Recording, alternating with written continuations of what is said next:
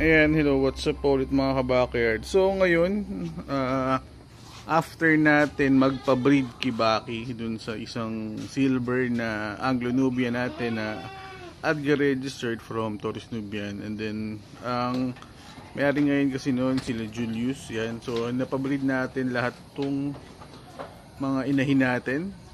Ilan to? 1, 2, 3, 4, 5 do, Jack. 5 na inahin ngayon ang nakabreed natin, naka-schedule for breeding natin. Yan, pati ito yung puti. Ito isa, pinabreed mo pa to? Hindi na. Yes, pinabreed mo pa to? Kakatahin ko na yun eh. Naglandi, yan yung naglandi. Mahirapan ka yan. So yan, ito yung mga pinabreed natin. So sana makapag-produce tayo. Ha? Yung so ito, pinapataba ngayon natin sila after nila mag-breed. So marami rin nagsabi na yung kahit medyo mapayat, mas okay dito i-breed yun. So ngayon, magsasaksak tayo ngayon ng itong ang tawag dito, B-complex with liver extract.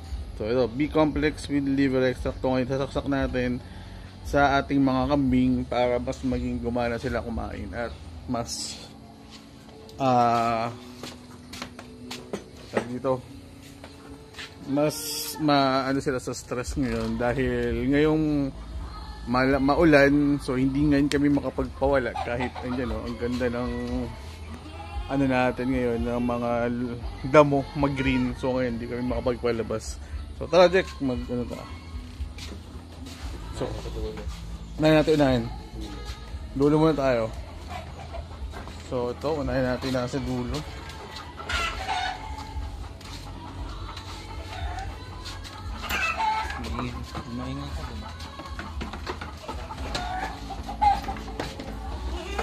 So ngayon ito, nakahiwalay na rin to. Ito available natin yan sa mga naghahanap.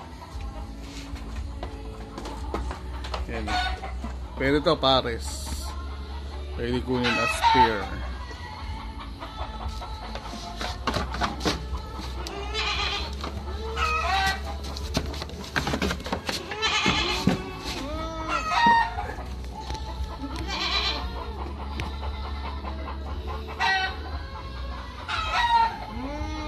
Iyak to.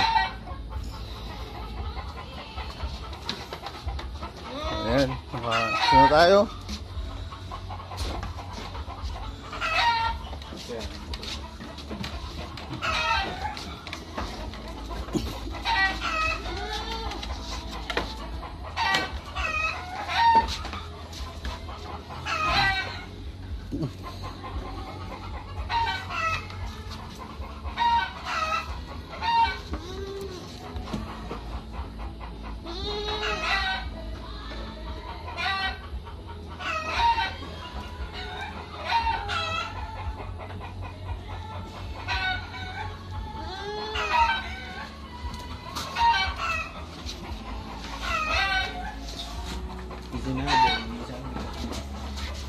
Sakub sa nga pakastik na.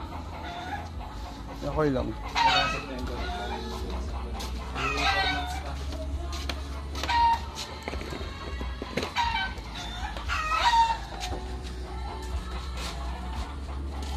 Malit.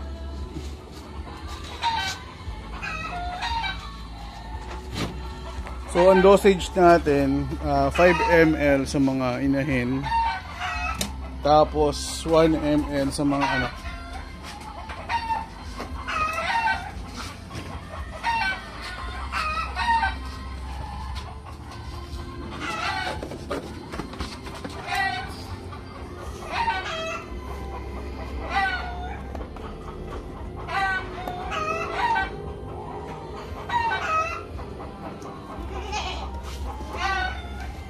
Nakapagsugat ka? Naugat. Oh. Bakit? Ugat nyo ng saksak. Hindi ayos yun, hindi diretso kagad yung gamot. Dumaka mo.